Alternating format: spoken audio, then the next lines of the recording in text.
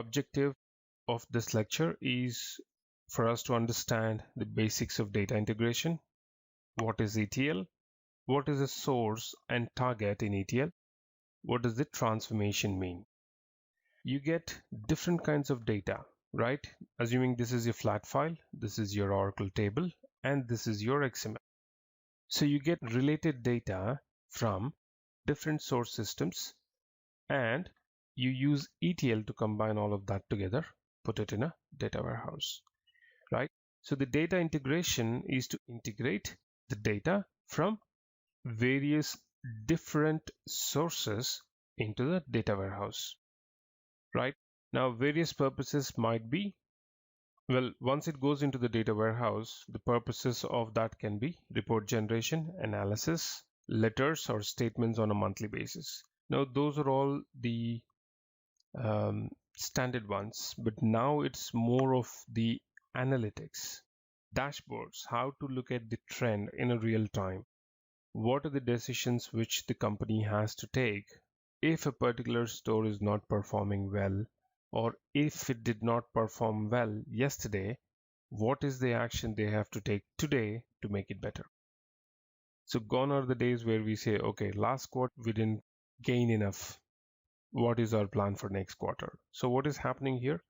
Last quarter you've already lost the money, or your profits are not as you've expected.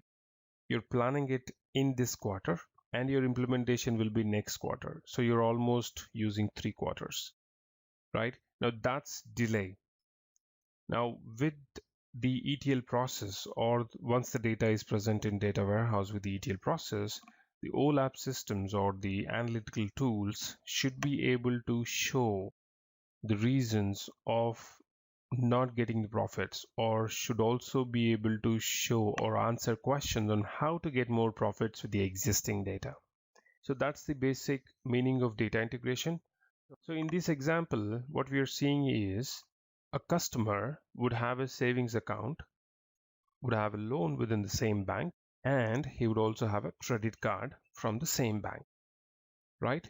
So all these are possible within a single bank. Assuming there is a bank which did not have the loans section till now, right? It had only savings account and a credit card. Now the bank has decided to enter into the loans market.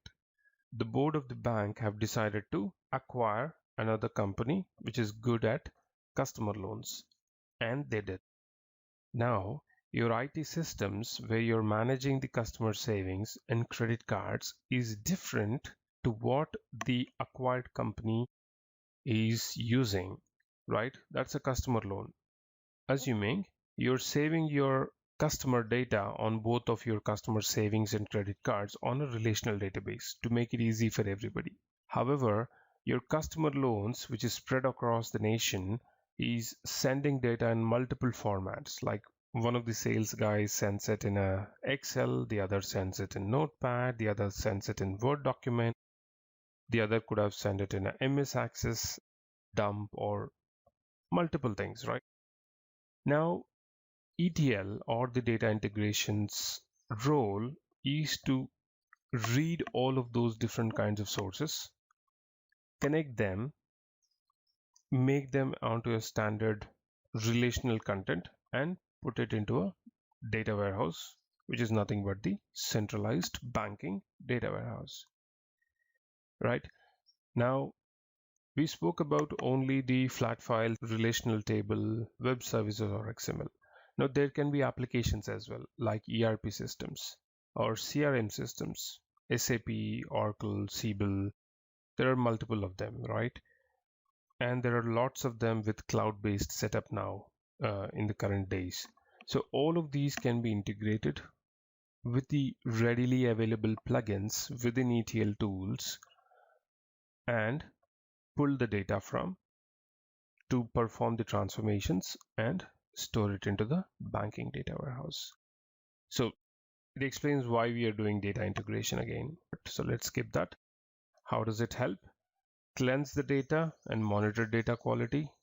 Obviously, when it's coming from different systems, especially if it is coming from the technologies directly like mainframes, SAP, there are certain formats in which the data is stored within them. it might not be the same format which you're expecting on your system. So you might have to cleanse the data and verify the data quality. Understand your information and help in collaboration between business and IT. Now, business terminology is obviously different from technical terminology. If the business analyst of the project is also a tech-savvy guy, it'll be easy for ETL developers.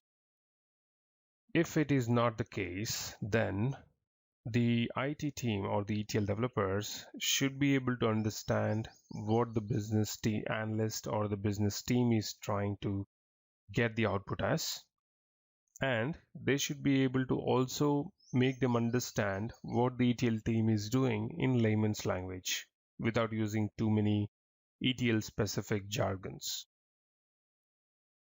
Obviously, we transform the data in a particular style, which is nothing but a requirement, and deliver it to any system. Why are we saying any system? In this, we mention it's a banking data warehouse, and here we are mentioning any system.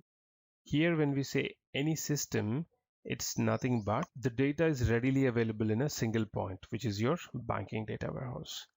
Once it is available there, which is a relational database, you can give it to any downstream system. What is a downstream system? Downstream system is an application or another team who is expecting the data from you because you're maintaining the centralized data warehouse, right? So that is the meaning of having it as any system. Now that's about the data integration. Now let's see what is ETL. Now let's assume this is your database, right? You're writing a query, select star from EMP, for example, and you're getting the data. That is extraction, right? Extract means extracting data from a table or a database. Extract is equal to select statement in the SQL below. What is transform? Once you select the data using that query, you want to convert the data into some other format. Notice the basic transformation logics which are available here. You can convert the date. You can join this with some other table. You can filter the records. You can merge different tables and aggregate them. Now, this example is specific to a relational table just for you to understand how does the extraction transformation work, right? But in theory, you can do all of these to any kind of source which we have mentioned earlier, like your flat files, Word documents, unstructured data, XMLs, WSDLs, mainframes, SAP, any of the technologies from which we read the data, right? That's the transformation part. So if you've noticed, we are using the similar functions as we do it at the database level. And that's the reason one of the prerequisites of this course was basics of SQL, right? So whatever is possible to be done at the database using any function, all of that is also possible within Informatica with a different syntax in a better way, right? So that's about the transformation. Remember this is the first place, which is you're extracting, and here you're transforming, which is the second part, which is the transform part, using different functions available. Now let's see the load part. Now notice here, we came to the third part here, which is nothing but the database or a file. Now, why is it mentioned as file? Didn't we say in the other slide that all of your load goes into the data warehouse? Now, it is not mandatory that it goes into the data warehouse. It is the final data. You can send it to a downstream system who's expecting it in a file format. Or once you transform it, you deliver it in two different formats. One, which is your database, the other, which is your downstream system, which could be a flat file. Or it could be XML file which somebody is expecting, which is your downstream number 3. Right? So it all depends on what is the requirement and how the data is being delivered once it has reached the final data warehouse. Right? So if you look at it in the load part, what you will do is you can insert the data, delete the data, or update the data in one or more target tables. You can also insert or append the data into one or more files. Now this list can go on based on your requirement of your downstream systems. All right. Now that's a perfect example. Now look at the sources here. You have one source which is Oracle database, the other is SQL Server, right? You're selecting data from table 1, table 2, you're applying a join, which is nothing but transforming the data. You get the related records and then load it into the target database, which is nothing but your data warehouse in this case, right? Now if you have, let's say, 5 different sources like this, so you'll have another 3 here, and this will still apply the join, insert into the table, and if the record is existing record, then you do an update based on your business requirement and load the data into the data warehouse, or update the existing data into the data warehouse with the technique which you are expecting it to have it, right? So that's the overall process of ETL. Now let's talk about the data acquisition process in a data warehouse project and how does the data acquisition happen along with the ETL process. Now I'm sure you would know the overview of what happens, right? This might be a repeat session for you, but let's make it quick and try and understand what are the 3 different steps of the ETL process. One is data extraction. Now as you can see on the image, you have different source systems from which you can get the data, right? You can also see there is a cube, which is an OLAP, which in other terms can also be considered as a data warehouse of some other application, right? Even that is becoming your source, right? So the data acquisition layer is the process where we try and read the data from various operational systems, right? Like flat files, the geo files, other database management systems within the organization or outside the organization, your OLAP tools and your web services wherever they are connected, right? Now with big data in picture, you have all sorts of open APIs which are connected, which are open for public access, and there are some which are paid and some which are restricted access and things like that, right? That's the data extraction layer. Once all the data is extracted, based on the type of business validations and business verifications you have to do on the overall data, different kinds of source data which you're picking up, you can either have one staging area or more than one staging area. That completely depends on the data architecture and how the business wants to look at the data once it is loaded onto the data warehouse. Now, why am I saying that depends on business requirement? Because let's say one of the end users report is to verify the data which is being loaded onto the OLAP system, which is the final data warehouse, and what is there at your source level, right? Raw source. Nothing has been done, but it is raw source as it is. In those kind of cases, you might have to have more than one staging area, or within the same staging area, you'll have 2 entities which will have the raw format and the cleansed format. All right.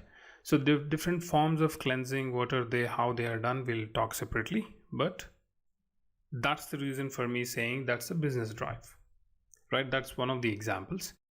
You can have more than one reason, or the IT team or the data architecture team can convince the business to have only one. If it is matching their requirements, well and good, right? In the transformation phase, the data transformation phase, this is the process where cleansing the data and converting the data into the required business format, right? There could be an attribute which is coming in a date format of MMDDYYYY, right? And on the OLAP systems, we want it as DDMMYYYY or DDMMYY. We don't need 4 Ys or 2010 or 20. We just need 10, 20, and 30. Right? That's a simple example. Or you want to do a verification of a particular location, TX, TEX. Is it matching to Texas or something else? Based on the reference data which is available. Right? Now there are 4 different types of data processing activities which can take place, like data merging, data cleansing, scrubbing, and aggregation. We'll talk about them in the further lectures. Let's talk about the final one, which is the data loading. Now, this is the process of inserting the data into the target system, which is your data warehouse, which is also called as OLAP. Now, within this, there are two types of loads. One is called the initial load or the full load. The other is incremental load or the delta load. Let's talk about these separately in the further lectures. Let's talk about the different types of data transformations possible with the data. Now, whatever type of validation or verification we do within the ETL process or any stored procedures will fall into either of these four options, right? Which is data merging, cleansing, scrubbing, and aggregation. Data merging. It is the process of combining the data from multiple inputs into a single output pipeline, right? Now, this can be further divided into two types of operations within the data warehouse. One is the join, the other is the union, right? If we want to combine data, obviously we should have more than one source or more than two sources, right? Now, if these two sources are having different data with one common attribute to combine, then using that combination of keys, we can extract data into the staging area or n number of staging areas from different sources and integrate data using the join function or the join option within your ETL tool or at the database level, right? If the sources are both relational. If it is heterogeneous, one relational, one flat file, the other XML, then you have to use an ETL tool, right? When will you go for a union option or a union function? If two sources are having the similar data, right? For example, one containing the sales data, the other containing the sales info, then we extract the data into the staging area from these different sources and integrate them using union. Now, the example which I've taken you might not be able to relate to it because I don't have the actual data to it. But whenever you have a combining key or a combination key, then you would go for join, right? You'll go for union when everything is the same, when your source data, your data, your columns from both the sides, your data types from both the sides are the same for the source, then you would go for the union, especially within the ETL structure. All right, data cleansing. Now, it is the process of changing the inconsistencies and inaccuracies within the data which is being read and stored in the staging area or the data warehouse, right? Common examples are like removing unwanted data, right? Which is nothing but filtering. For example, in a source, if you have null records, but during the load, you do not want to keep all the null records because those are bad records, you can have an is null check. You can have a null check to verify if the value is present or if it is null. And if it is null, you just filter the data or reject it, right? Another example can be the example which I've taken earlier, which is the location. For example, if you have an address, you might keep Texas as TEX or TX or complete spelling of TEXAS, right? Each record can have one different format, right? So whatever is the business standard, you have to convert multiple format into the single format, that is making the data more consistent, right? Those are the simple examples to it. Data scrubbing.